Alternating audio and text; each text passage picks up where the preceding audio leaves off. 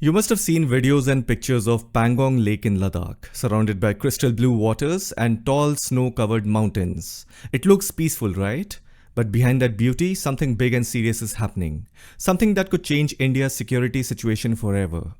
Today we are going to learn about a military move that China has made right across our border, the construction of a brand new high-tech air defense site near Pangong Tso Lake.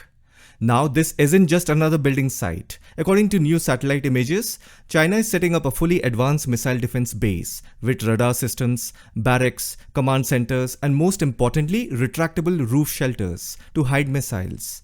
Yes, retractable roofs, like a garage door that opens when it's time to fire a missile and closes back instantly. Let's go step by step because understanding this story is like connecting the dots in a very strategic puzzle. So the information comes from a US-based geospatial intelligence firm called All Source Analysis. Their satellite images show something we have never seen before at this scale near the LAC. A massive military complex with everything from soldier housing to radar stations, ammo depots, and launch bays. And those launch bays are the real deal. They are concealed, meaning the missiles, most likely the long-range HQ-9 surface-to-air missiles, are stored safely inside. When needed, the roof slides open, the missile is raised, fired, and then the roof shuts again. Simple but deadly. In short, China is making sure its missile systems can't be seen, can't be easily targeted, and can fire at any time. Now let me talk about the geography, because in the Himalayas, location is strategy. Here is the Pangong Tso Lake. This black line is the McMahon Line, LAC, actual border. Pangong Lake is roughly about 150 kilometers east from the town of Leh by road.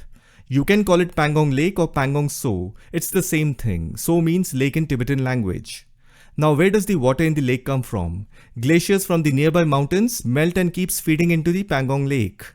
If you look at the location of this lake, it lies in between India and China, wherein 1/3 of the lake is in India and 2/3 is in China.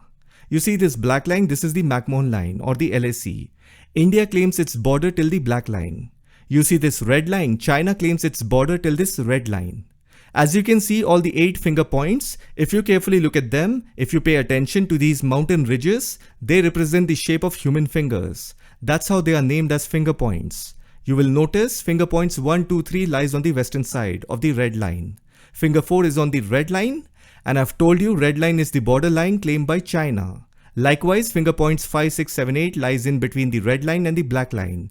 Actually, finger 8 is very close to the black line. The 2020 clash between Indian and Chinese troops occurred at finger 4 of the lake. The Chinese have built few military posts in several parts between finger 4 and 8. So this new air defense site that China has built is about 110 kilometers from the 4th main clash points of the 2020 standoff. That means it is somewhere in this area. The second site is even more interesting, Gar County, about 65 kilometers from the line of actual control. Why is that critical?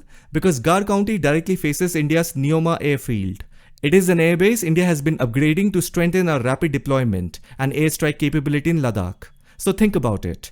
India strengthens Neoma to protect our skies, and China counters it by setting up a long-range missile defense right across from it. It's like a chessboard. Every move has a counter move.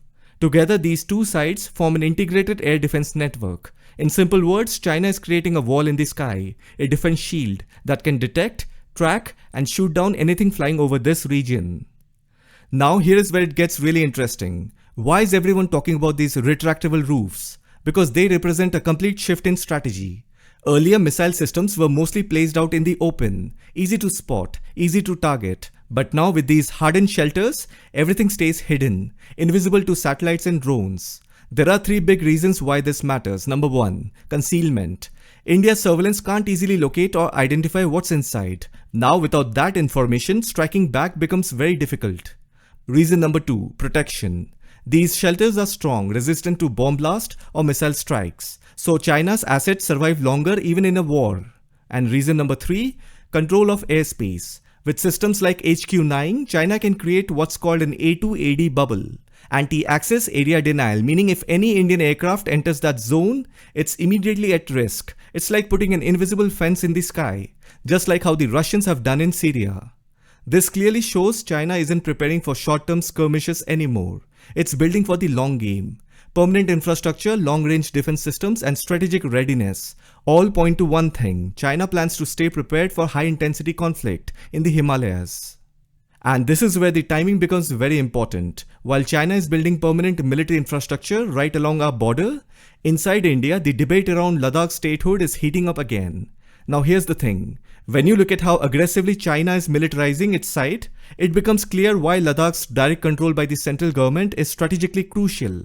If Ladakh becomes a separate state, every major military decision, whether it's building new airfields, deploying missiles, or upgrading radar networks, would have to go through another layer of state politics, bureaucracy, and approvals. That slows everything down.